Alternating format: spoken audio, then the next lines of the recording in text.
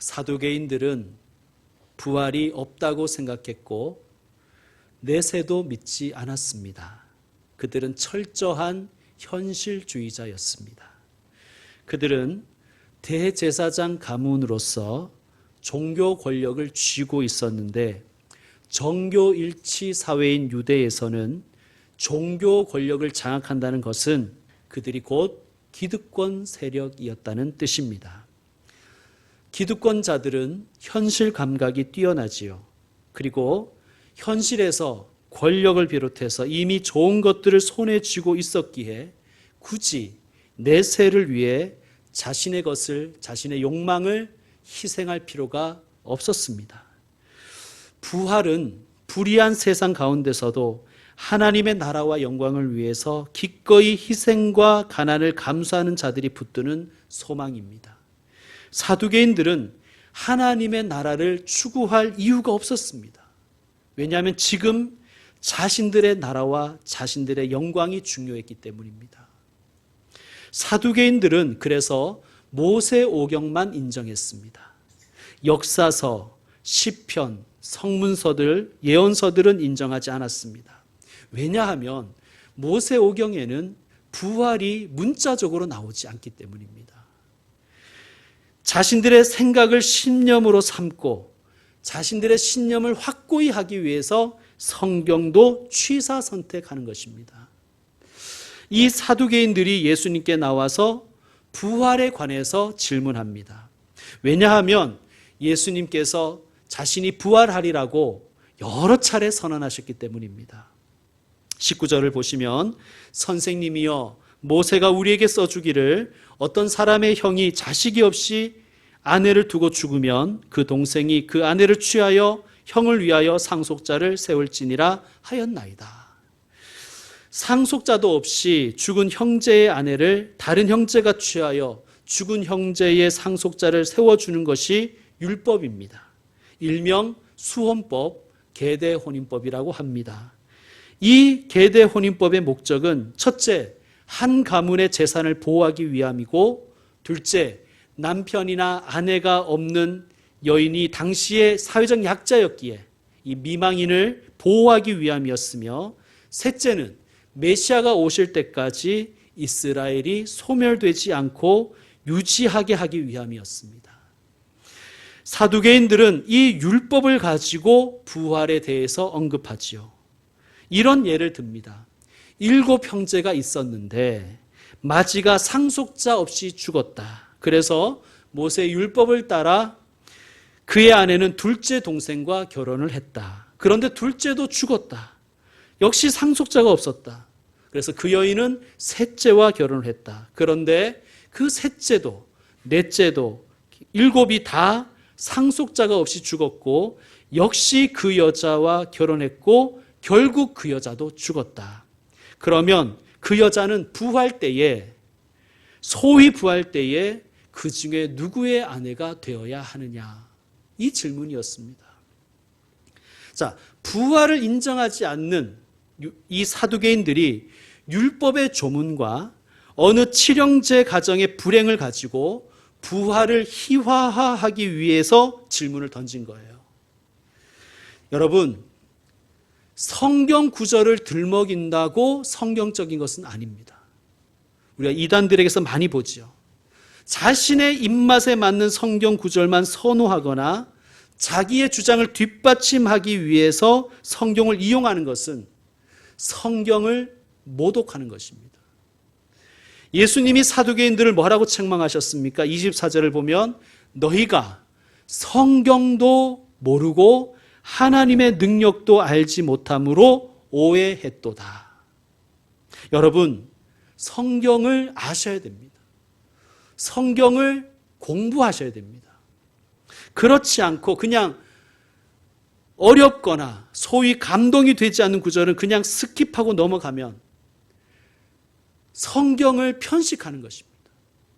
우리가 하고 있는 이 성경 읽기라든지 어떤 큐티의 맹점이 그런 거예요. 읽다가 은혜가 좀 안 되면, 감동이 좀 안 되면 좀 공부하지 않고 그냥 외면할 때가 많아요. 여러분, 우리의 육신도 편식하면 건강이 해치듯이 우리의 영도 말씀을 편식해서 먹으면 건강하지 못한 것입니다. 사두개인들은 모세가 우리에게 써준 책, 즉 모세 오경만 선택했습니다. 그러나 예수님 이렇게 말씀하시죠. 너희가 성경도, 이렇게 얘기하시죠. 여기서 말하는 성경은 구약 성경으로서 모세 오경으로부터 시작해서 예언서까지 전체, 구약 성경 전체를 말씀하신 것입니다. 여러분, 성경을 전체적으로 체계적으로 공부해서 내가 성경을 이용해 먹는 것이 아니라 성경 말씀이 나를 이끌어가게 하는 그러한 성도가 되시길 바랍니다. 성경이라는 바다 전체를 보지 않고 그냥 바닷물 한 잔 딱 떠놓고 이게 바다인데 여기에 고래가 살더라, 이렇게 얘기해서는 안 되는 것이죠. 성경을 통해서 나의 신념을 강화해 가는 것이 아니라 오히려 말씀을 읽으면서 공부하면서 내 생각이 자꾸 깨어져야 되는 거예요. 아, 내가 이렇게 생각했는데 하나님의 뜻은 이것이 아니었구나. 그렇게 깨져야죠. 그리고 하나님의 뜻을 발견해야 되고 그 뜻에 내 생각을 복종시켜야 되는 거예요. 성경을 제대로 알고 하나님의 능력을 제대로 안다면 무에서 유를 창조하시는 하나님을 믿지 않겠습니까? 동정녀를 통해서 예수 그리스도를 우리에게 보내주신 하나님의 능력을 믿지 않겠습니까? 또 죽은 자를 살리시는 생명의 하나님을 믿지 않겠습니까? 여러분, 그러므로 성경을 전체적으로 제대로 체계적으로 공부하는 노력을 하면 좋겠습니다. 6월 23일부터 수요 성경 공부를 시작합니다. 6월 23일이에요. 줌으로도 참여할 수 있습니다. 세퍼드 라이프라는 교재로 할 텐데 제가 인도해 본 성경 공부 교재 중에서 가장 알차고 가장 균형 잡히고 깊이가 있고 강력합니다.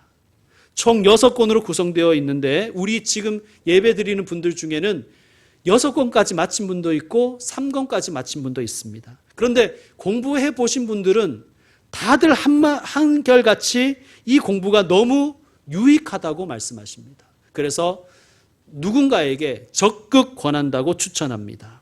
여러분, 성경도 하나님의 능력도 알지 못하면 어떻게 됩니까? 오해를 하는 거예요. 성경을 이해하는 것이 아니라 오해하는 것입니다. 그런데 여기서 오해라고 번역된 헬라어는 직역하면 길을 잃다라는 뜻이에요. 미혹되다 혹은 미혹시키다라는 뜻입니다. 그러니까 성경도 하나님의 능력도 모르면 어떻게 되는가? 길을 잃는다는 거예요. 성경도 하나님의 능력도 알지 못하면 미혹당하는 것입니다. 그리고 심지어는 성경도 하나님의 능력도 알지 못하면 다른 사람을 미혹시키게 되는 거예요. 그러므로 사두개인들의 질문은 길을 잃은 자들의 질문입니다. 그리고 미혹된 자들의 질문이며 누군가를 심지어 예수님조차 미혹시키기 위한 질문이었습니다. 자, 질문을 던지고 있는 사두개인들의 이 표정이 어땠을까요? 한번 표정을 상상해 보시죠. 구도자의 진지한 표정입니까? 주여 말씀하시옵소서, 제가 따르겠습니다. 이런 진지한 표정인가요? 그렇지 않지요. 킥킥대며 당신 말이야 맨날 부활 그러는데 이건 몰랐지. 어떻게 한번 대답을 해봐. 7 중에 누구와 결혼해야 돼? 부활이 말이 되냐? 뭐 그런 뉘앙스입니다. 자, 예수님 이렇게 대답하십니다. 25절 읽어주세요. 시작.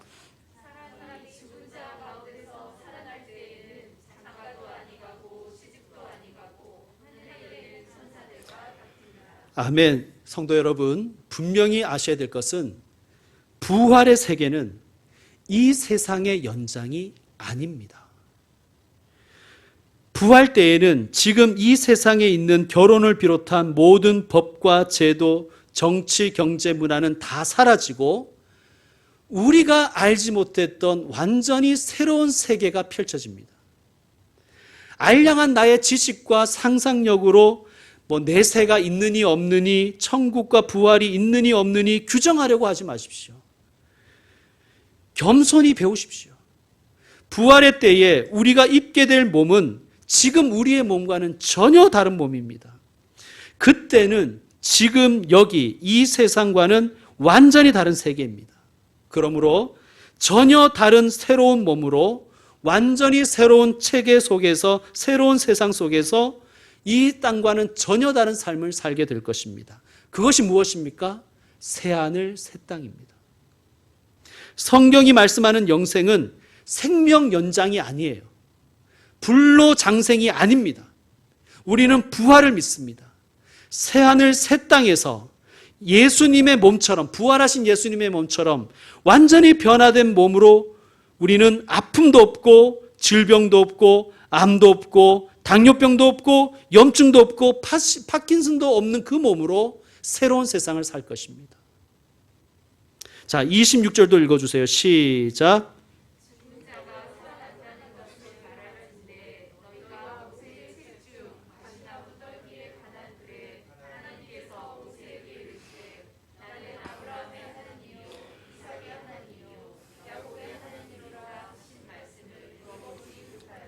아멘. 하나님께서 모세에게 나는 아브라함의 하나님이었고 이삭의 하나님이었고 야곱의 하나님이었단다 라고 말씀하지 않으셨습니다. 나는 아브라함의 하나님이요. 지금. 나는 이삭의 하나님이요. 여기에서. 야곱의 하나님이라고 말씀하십니다. 무슨 말씀입니까? 아브라함과 이삭과 야곱이 지금 하나님과 교제 가운데 있다는 뜻입니다. 지금 말이죠, 지금. 27절도 읽어주세요. 27절 시작.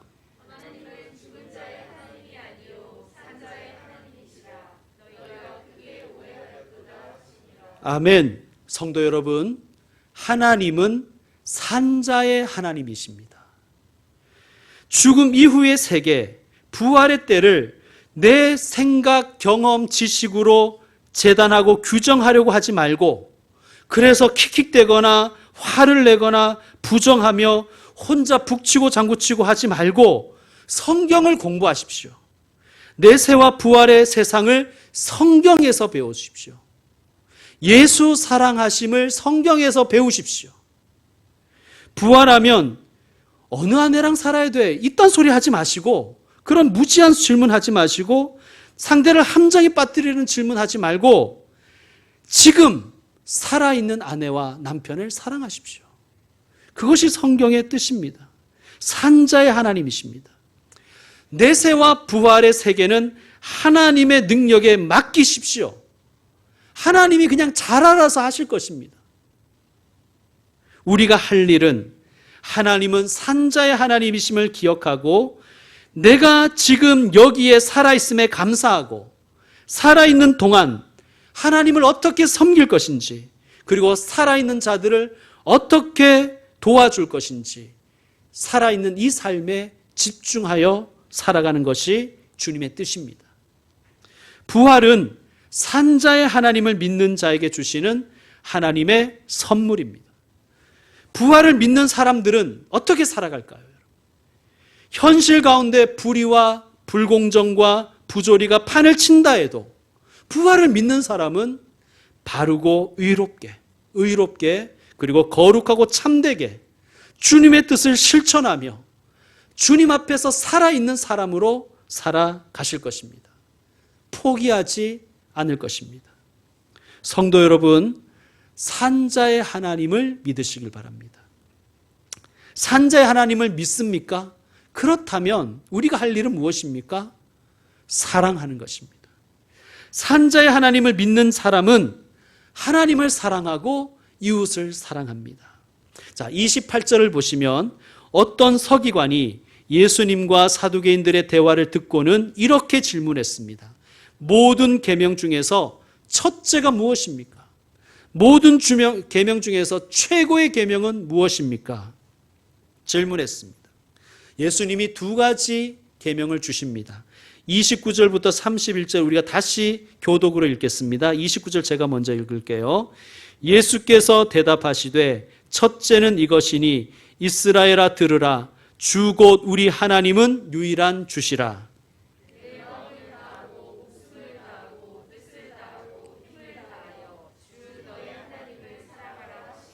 함께 읽습니다. 둘째는 이것이니 내 이웃을 내 자신과 같이 사랑하라 하신 것이라. 이보다 더 큰 계명이 없느니라. 아멘. 첫째, 하나님을 사랑하라. 근데 어떻게 사랑하라고요? 마음과 목숨. 목숨은 정신이라고 번역해도 좋습니다. 마음과 목숨과 뜻과 힘을 다하여 하나님을 사랑하라고 말씀하십니다. 이게 가능할까요? 고개가 갸우뚱해지지 않으십니까? 부담스럽지는 않으십니까? 저는 솔직히 목사지만 이 말씀이 무척 부담스럽습니다. 왜냐하면 솔직히 하나님을 향한 사랑이 이만큼은 아닌 것 같아서 그렇습니다. 마음을 다하고 목숨을 다하고 뜻을 다하고 힘을 다하여 하나님을 사랑하는 말씀이 부담스러워요. 어떻게 해야 될까요? 내 속에 그런 사랑의 감정이 우러나올 때까지, 생길 때까지 기다려야 됩니까? 수요 신앙 세미나에서 지금 읽고 있는 순전한 기독교에서 저자 C.S. 루이스는 여기에 대해서 좋은 조언을 우리에게 가르쳐 줍니다. 이렇게 얘기해요. 하나님을 사랑한다고 치고 행동하라. 가만히 앉아서 억지로 사랑의 감정을 만들어내려고 애쓰지 말아라. 만일 내가 하나님을 진정으로 사랑한다면 무엇을 하고 있을까? 스스로에게 묻고 그래서 떠오르는 그 일을 가서 하라. 참 좋은 충고입니다. 여러분, 기독교에서 말하는 사랑은 감정의 차원이 아니라 의지의 차원입니다. 여러분, 우리가 수학을 배울 때 처음부터 미분적분부터 시작하는 사람이 어디 있겠습니까? 간단한 덧셈부터 시작하지요. 사랑도 마찬가지인 거예요. 의지를 가지고 하나님을 사랑한다고 치고 행동해 보십시오. 둘째로 이웃을 어떻게 사랑하라고요? 내 자신과 같이 사랑하라고 말씀하셨습니다. 여기에 대해서도 루이스의 충고가 도움이 됩니다. 여러분, 우리는 자신을 사랑하시죠? 그죠? 우리는 자신을 사랑합니다. 그렇다고 해서 우리가 내가 내 마음에 완전히 쏙 들어서 좋아하는 것은 아니에요. 여러분, 자신이 마음에 다 드십니까? 내 자신을 사랑한다는 것은 비록 다 마음에 들진 않아도 내가 잘 되기를 바란다는 뜻이에요. 그와 마찬가지로 내 이웃을 사랑하라는 것은, 너 자신과 같이 내 이웃을 사랑하라는 것은 모든 이웃들에게 좋은 감정을 느끼라는 뜻은 아닙니다. 어떻게 모든 이웃이 다 마음에 들겠습니까? 원수 같은 사람도 있지 않습니까? 원수도 있지 않습니까? 나쁜 이웃도 있잖아요. 나쁜 이웃에게, 원수 같은 사람에게 좋아하는 감정이나 애정을 느끼면 그게 더 이상한 것 아닙니까? 여러분, 또한 우리 각자는요, 호감이나 좋아하는 마음이 잘 생기는 사람이 있어요. 금사빠 이런 사람이 있잖아요. 그런데 그렇지 않은 사람도 있지 않습니까? 저는 어떤 사람이 좋아지는 데까지 좀 시간이 좀 걸려요. 그런데 안 그런 분도 있더라고요. 처음부터 사랑이 많은 분도 있더라고요. 여러분, 어떤 음식을 좋아하거나 싫어하는 것이 죄는 아니잖아요. 그렇다고 덕도 아닙니다. 우리 이웃 중에는 내 마음에 드는 사람도 있고 싫어하는 사람도 있고, 똑같은 이웃이라도 나는 좋아하는데 다른 사람은 그저 그럴 수도 있지 않습니까? 감정은 그 자체로 그냥 팩트일 뿐입니다. 그냥 사실이에요. 우리에게 있는 그 감정은 선도 아니고 악도 아니고 그냥 그 자체 사실입니다. 문제는 그 감정을 어떻게 다루느냐에 따라서 죄가 되기도 하고 선이 되기도 하는 것입니다. 어떤 음식은 몸에 좋지만 내가 싫어하는 경우가 있어요. 저는 개인적으로 파가 그렇습니다. 파. 다 된 밥에 팥 빠뜨리기 이런 거 참 싫어합니다. 다 된 라면에 흰파 부분 썰어서 넣기 이런 거 참 싫어합니다. 양파 넣기 이런 거 싫어합니다. 그렇지만 알고 있어요. 파가 몸에 좋다는 건 알고 있어요. 그래서 먹으려고 노력을 합니다. 쫑쫑 썰어달라고. 여러분, 우리가 어떤 운동이 우리 몸에 좋지만 내가 싫어하는 경우가 있지 않습니까? 그럴 때 어떻게 해요? 그 음식이나 그 운동이 좋아질 때까지, 그 좋아하는 감정이 생길 때까지 기다렸다가 먹거나 해야 됩니까? 그렇지 않죠. 이 운동 내 몸에 좋다고 치고 해보는 거예요. 그러면 실제로 좋다는 것을 느끼는 거예요.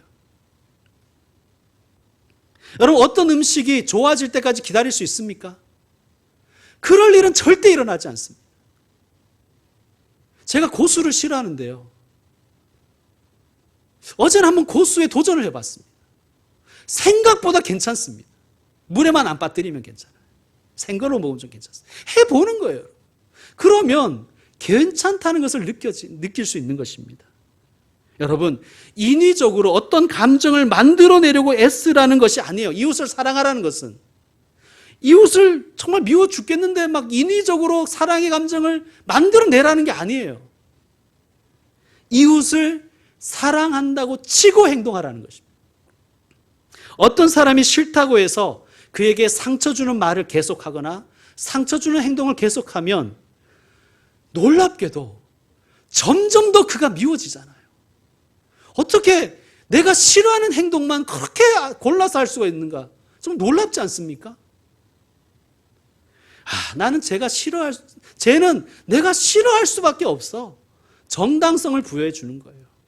그런데 그 사람을 내가 사랑하나 사랑하지 않나 고민하고 시간 낭비하지 말고 그냥 그 사람을 사랑한다고 치고 행동을 하면 놀랍게도 얼마 지나지 않아서 진짜 그가 조금 더 좋아진다는 거예요. 아니, 적어도 덜 싫어하게 됩니다. 예수님께서 내 이웃을 내 자신과 같이 사랑하라고 하셨습니다. 우리가 자기를 사랑하지 않습니까?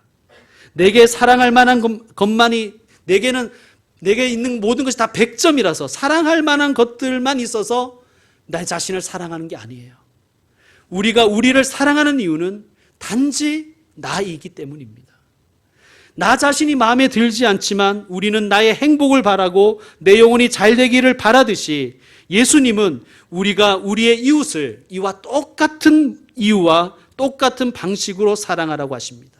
비록 마음에 들지 않아도 그의 영혼은 잘 되었으면 좋겠다. 그가 조금이라도 회개했으면 좋겠다. 그래서 여기에 이 땅에서는 심판을 받을지라도 벌을 받을지라도 그의 영혼은 하나님께 용서를 받았으면 좋겠다. 이런 마음으로 아주 조금씩 그에게 친절을 베푸는 것입니다.